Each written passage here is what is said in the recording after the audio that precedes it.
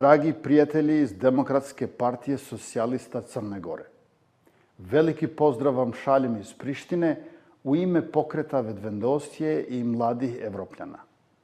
Želimo vam uspješan rad na izbornoj konferenciji Podgorice. Stojat ćemo uvijek uz one koji veruju da je naša zajednička budućnost u Evropskoj uniji, prema kojoj zajedno gradimo mostove zasnovane na dobrim susedskim odnosima, blagostanju naših građana, severnoatlantskoj sigurnosti, borbi protiv kriminala i korupcije, kao i borbi protiv ekstremnog nacionalizma i šovinizma koji teži da nas vrati u početku 90. godina prošlog veka.